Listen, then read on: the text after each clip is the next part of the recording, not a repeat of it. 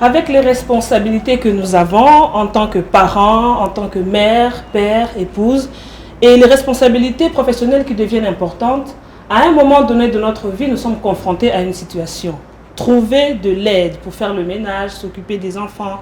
Parce que les personnes qui travaillent dans nos maisons passent une grande partie du temps avec les membres de notre famille et surtout nos enfants. Et ils influencent beaucoup sur l'éducation de nos enfants.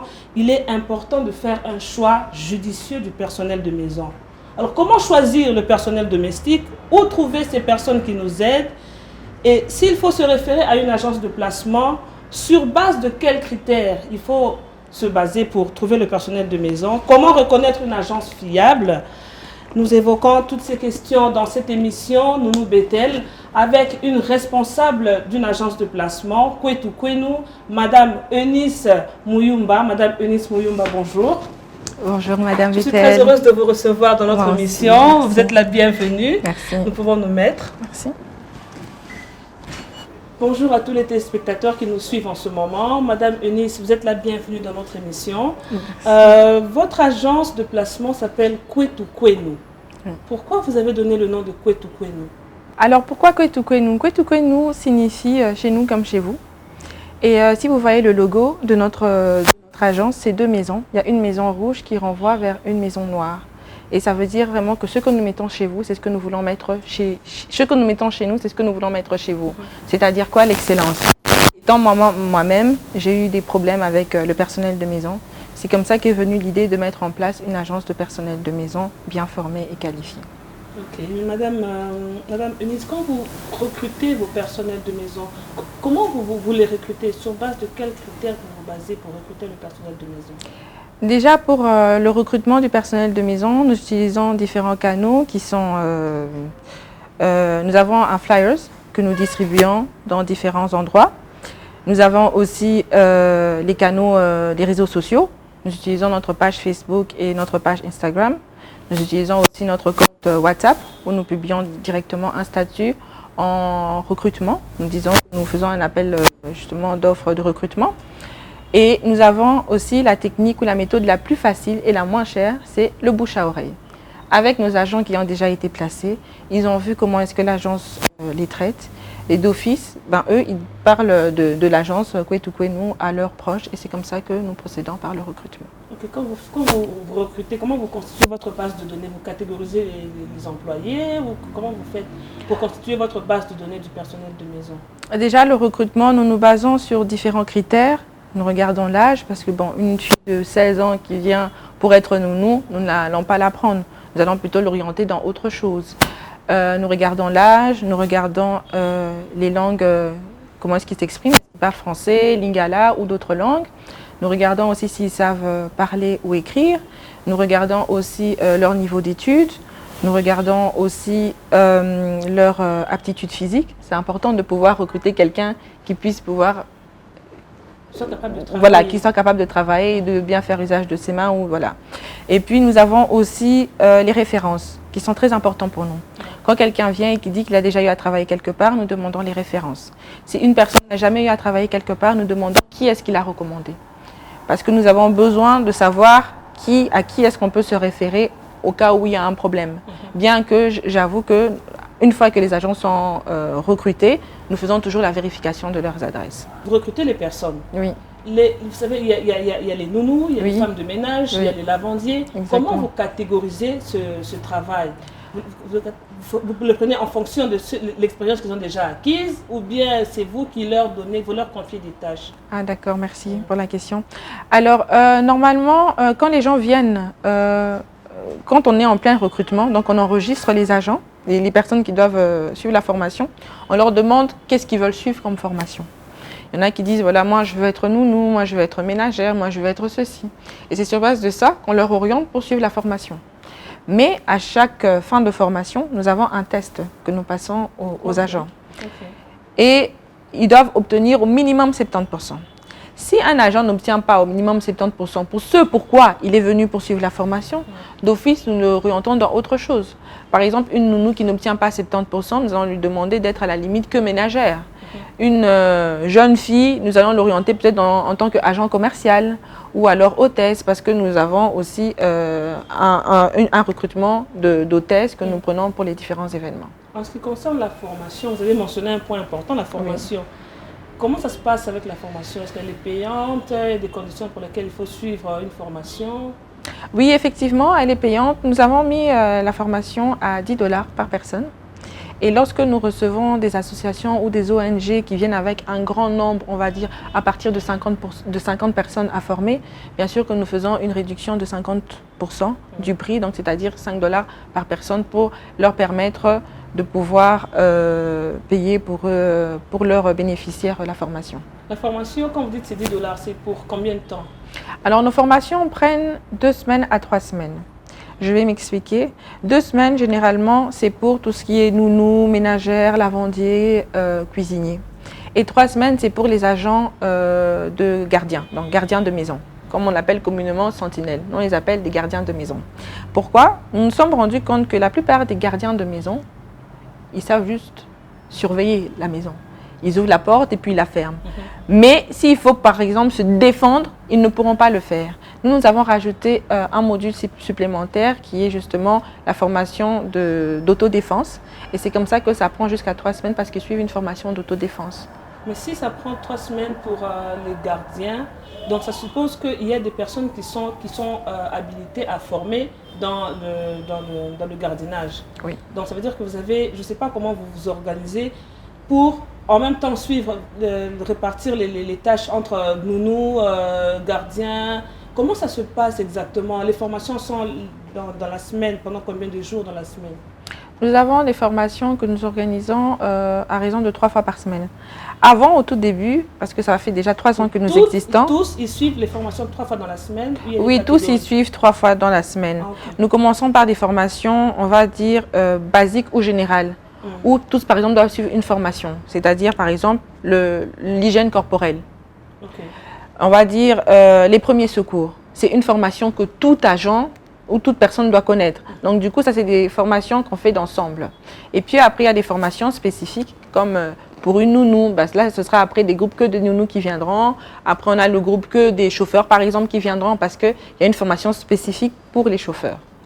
Quelles sont les difficultés que vous rencontrez pendant que vous recrutez, pendant que vous formez? Lors du recrutement, je dirais les personnes qui se présentent devant nous. On a besoin aussi, notre produit, on va dire, que nous vendons, c'est le personnel de maison. Voilà. Et on a besoin de pouvoir rencontrer de bonnes personnes, de recruter des bonnes personnes qui pourront bien faire leur travail. Et lors des formations, là, c'est vraiment des grosses difficultés que nous rencontrons parce qu'on peut enregistrer 40 à 50 personnes lorsqu'on doit commencer une formation. Le premier jour, on a les 50 personnes. Le deuxième jour, on a 30 personnes.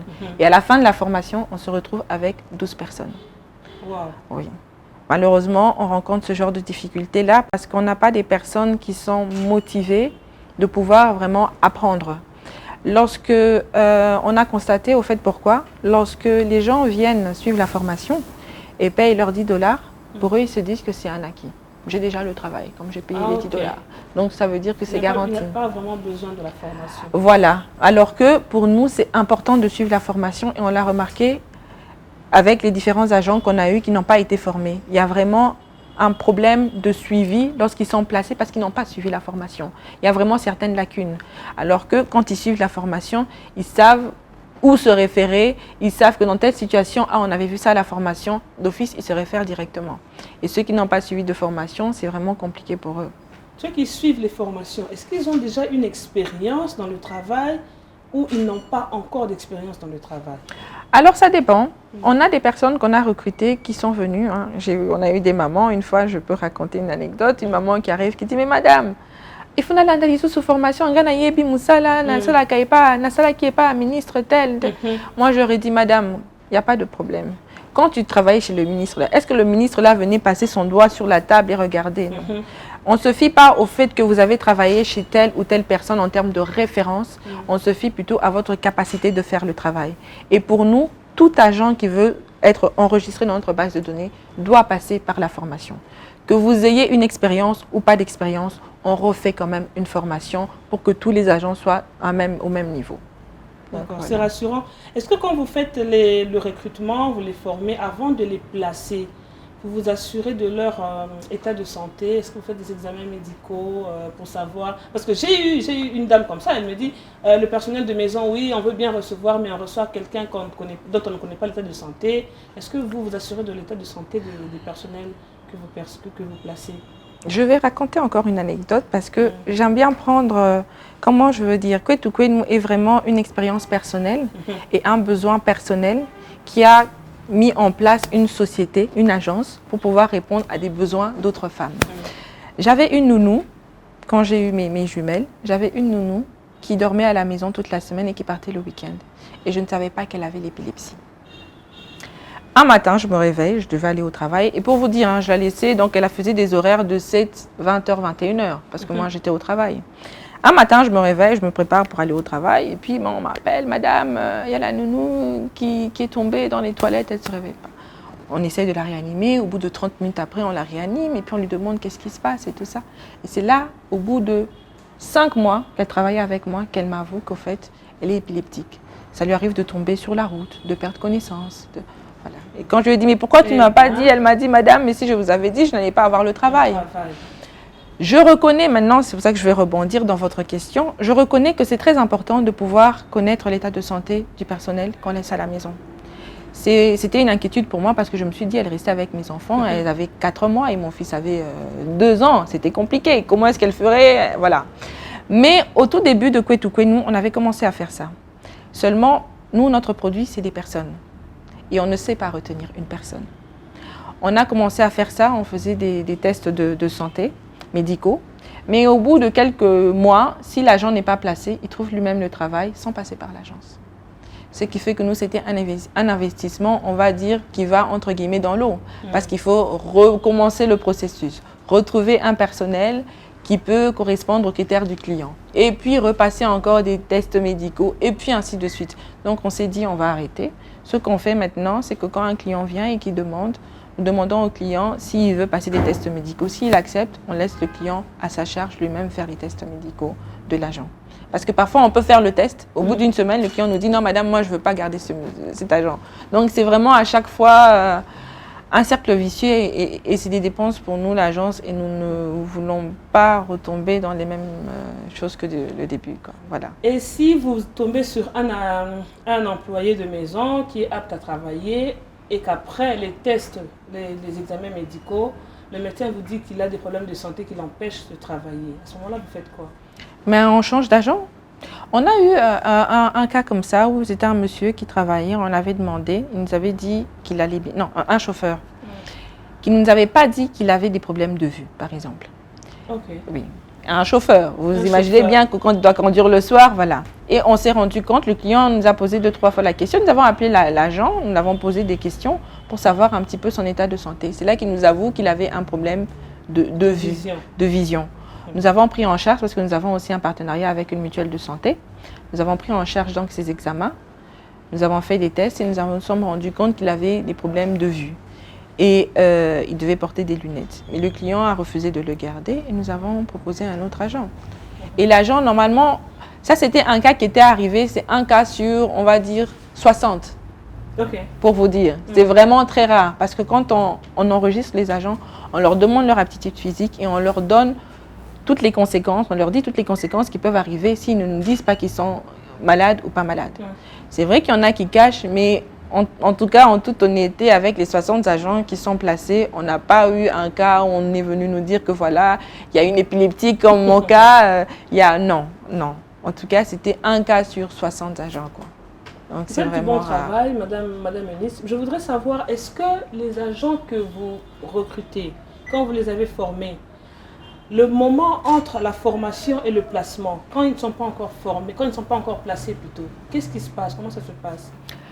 Cette période-là est très difficile pour nous, je l'avoue, parce que... Pour l'employé de maison aussi. Oui, pour nous... Qui a été recruté, qui a été formé. Oui, pour nous et pour eux, parce qu'eux, ils doivent attendre et nous, on est vraiment à la quête de clients. Et parfois, on a des clients qui ont des critères bien spécifiques, qui parfois, on a des très bons agents, mais quand le client dit, non, moi, je veux une tranche d'âge de 30 ans à 40 ans. Mais on a un agent qui a 28 ans, 29 ans, qui est très motivé, qui a de l'expérience et qui, pour nous, semble vraiment, c'est quelqu'un de fiable. Mais non, on a des clients qui disent, non, moi, c'est 30 ans ou rien. Même si on dit, non, c'est 30 ans ou rien. Donc, du coup, c'est vraiment très compliqué pour nous de pouvoir, entre guillemets, on va dire, les occuper. Mais ce qui est bien, étant donné qu'on a quand même un nom et un réseau, on a certains clients qui nous appellent pour des contrats ponctuels de 2 jours, de 5 jours, d'une semaine ou de 1 mois précis. Et c'est ce genre d'agents-là, c'est des agents qui sont encore, on va dire, en attente, qu'on prend pour pouvoir travailler à un moment ponctuel en attendant d'être placés. Et comment vous faites pour rentrer en contact avec les clients après avoir après avoir recruté le personnel, après avoir formé? Comment vous faites pour entrer en contact avec les clients qui sont dans le besoin? Alors, nous utilisons les mêmes canaux pour le recrutement.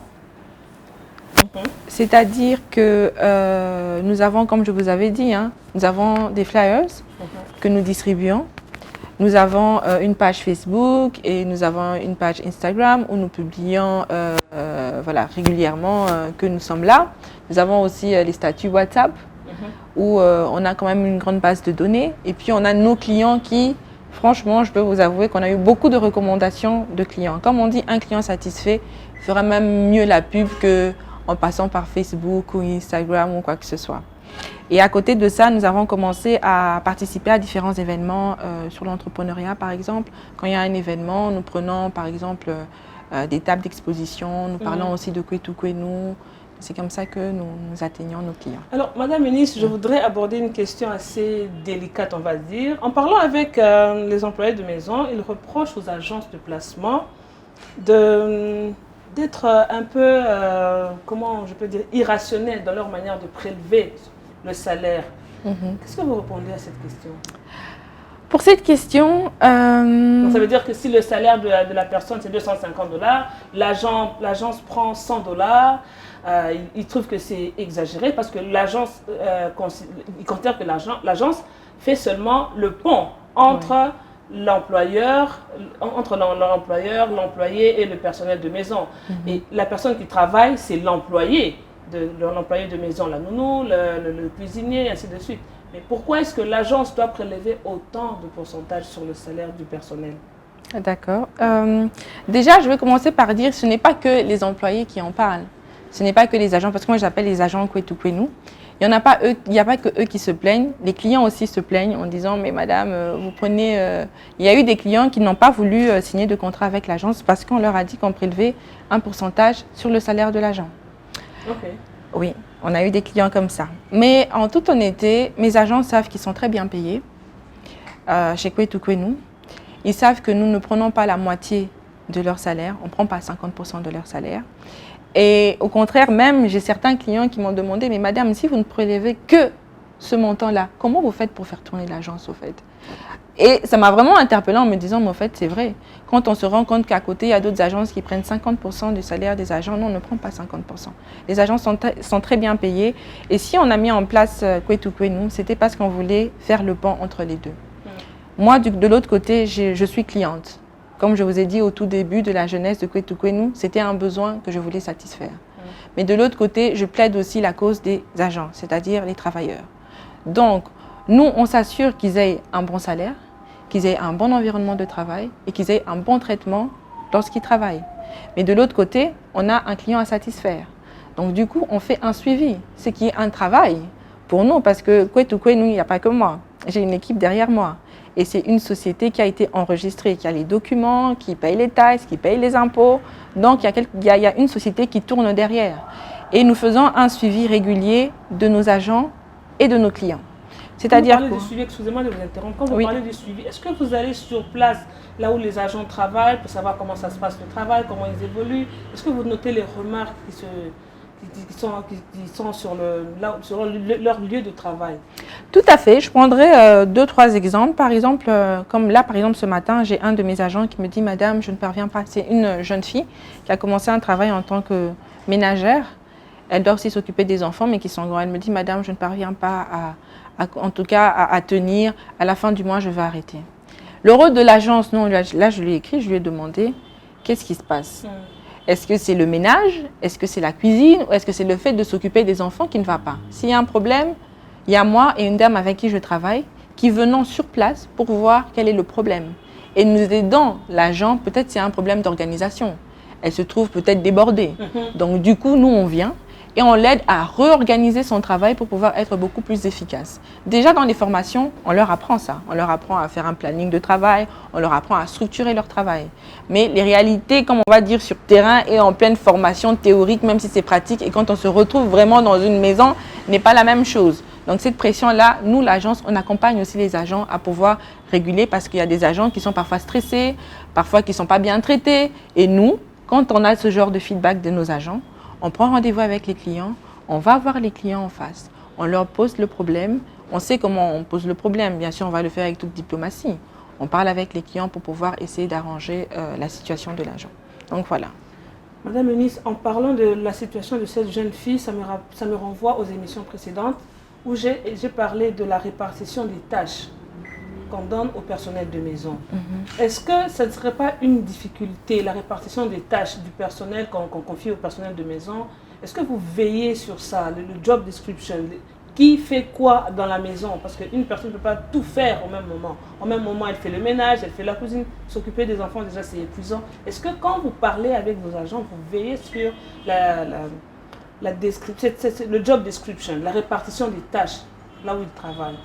Oui, on veille sur ça. On demande justement à nos clients de pouvoir nous dire ce que l'agent fera comme travail. Ce qu'on fait, je vais expliquer un placement, comment ça se passe. On a une demande, un client qui m'écrit, qui me dit « Madame, j'ai besoin d'une nounou ou d'un ménager ». Nous, on prend rendez-vous, on traite la demande au bout de 1 jour ou 2 jours. On prend rendez-vous.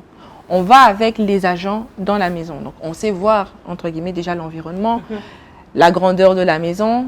On demande maintenant au client qu'est-ce que l'agent devra faire exactement. Et il nous dit. Mais il est vrai que quand nous, on tourne notre dos, les clients, parfois, ont tendance à abuser un petit peu des tâches qu'ils donnent à nos agents. Mais nous, on dit toujours à nos agents, s'il y a un moindre souci et que vous remarquez que ça devient récurrent, il faut nous faire signe. C'est vrai qu'il est possible que le client demande, le patron demande un jour de pouvoir faire une autre tâche qui n'est pas assignée. Une fois en passant, bien sûr, on est tous humains, on peut le faire. Mais si ça devient récurrent et que ce n'était pas mis dans la job description, on demande toujours à nos agents de pouvoir revenir vers nous et de nous en parler. Alors, lors des paiements, comment ça se passe, le paiement entre le client et vous et l'employé de maison? Comment ça se passe? Par quel moyen le client paye?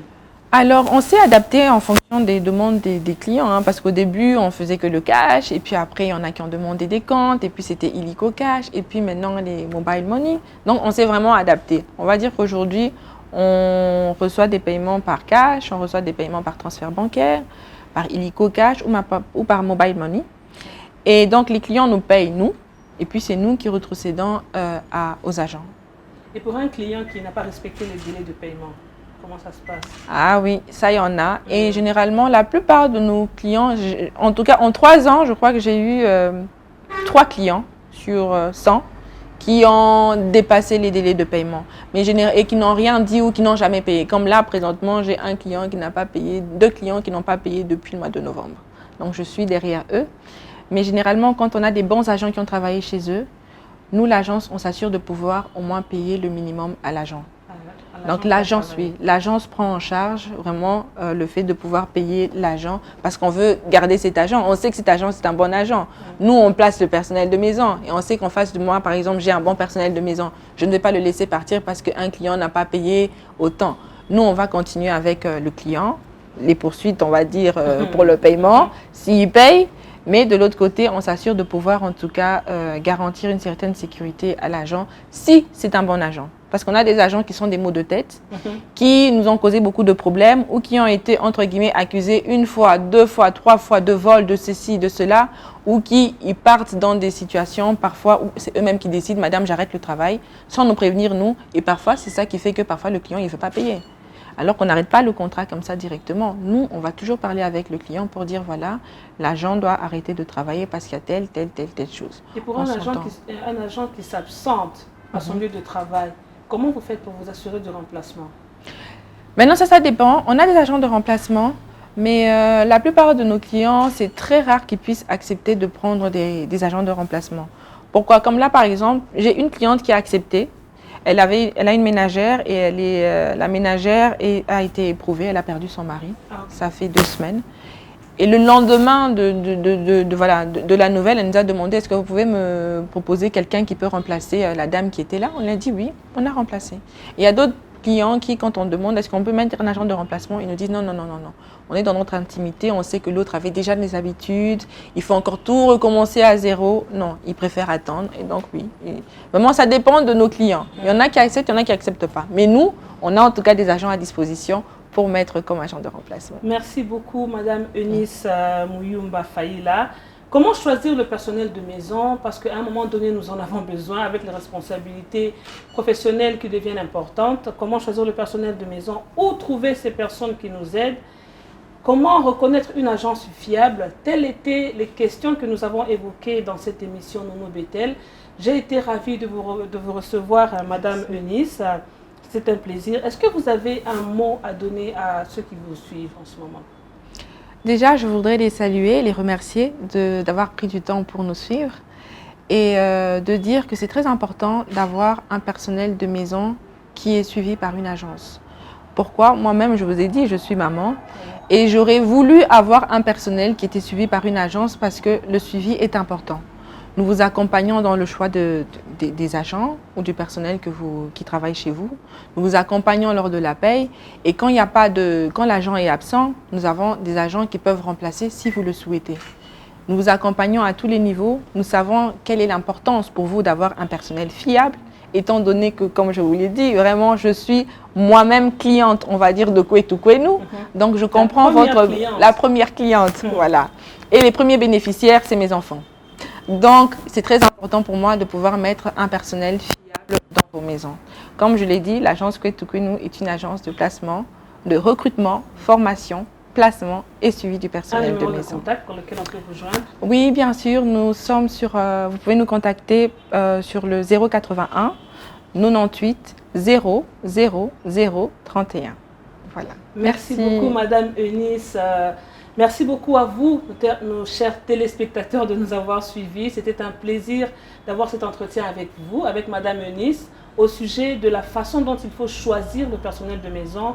À quelle agence faut-il se fier pour avoir ce personnel de maison, ces personnes tant précieuses qui nous aident dans nos maisons, parce que la plupart du temps que nous passons dans nos bureaux en train de travailler, il y a des personnes qui s'occupent de nos enfants, qui veillent sur l'état de santé de nos enfants, qui veillent sur la propreté de notre maison.